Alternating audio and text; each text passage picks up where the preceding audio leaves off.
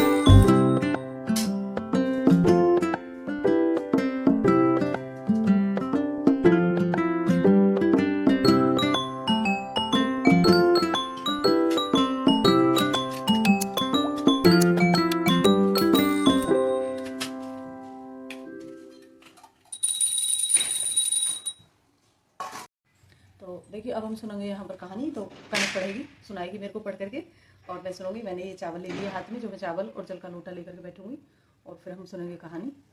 तो आज कनक देखियो, मैं दिख रही हूँ।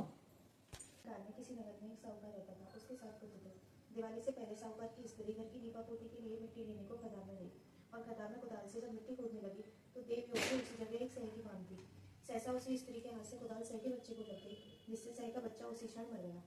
इस घटना से उस स्त्री को बहुत दुख हुआ, परंतु अब क्या हो सकता था। वह स्त्री पश्चाताप करती हुई अपने घर आ गई। कुछ दिन बाद उस स्त्री का एक पुत्र मर गया, फिर दूसरा और तीसरा, अर्थात 1 वर्ष में उसके 7 पुत्र मर गए। इस तरह वह स्त्री रात दिन अत्यंत दुखी रहती है। एक दिन अपने पड़ोस की स्त्रियों से रुकर कहा कि मैंने जानबूझकर कोई पाप नहीं किया है। हाँ, एक बार मैं मिट्टी खोदने खदान में गई थी, तो मिट्टी खोदने में सहसा मेरी कुदाल एक सह के बच्चे को लग गई, जिससे बच्चा मर गया। तभी से 1 वर्ष के भीतर भीतर मेरे 7 पुत्र मर गए। यह सुनकर उन स्त्रियों ने धैर्य देते हुए कहा कि तुमने जो ये बात बताकर सबको सुनाकर पश्चाताप किया है, इससे तेरा आधा पाप तो नष्ट हो गया।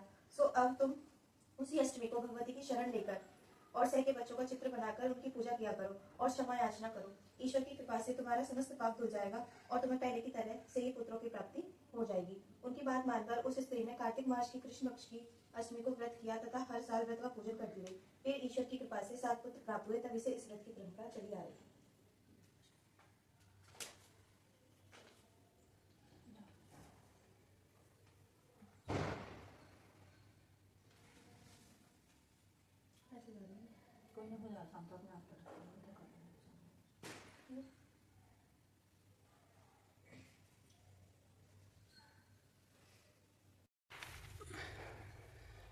देखिए मैंने अपने सभी भगवान का श्रृंगार कर दिया है।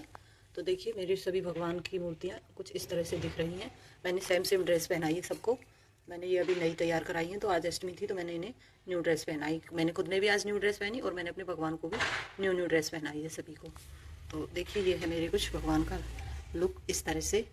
तो गाइस कमेंट करके बताना कि मेरे भगवान का लुक आपको आज का कैसा लगा।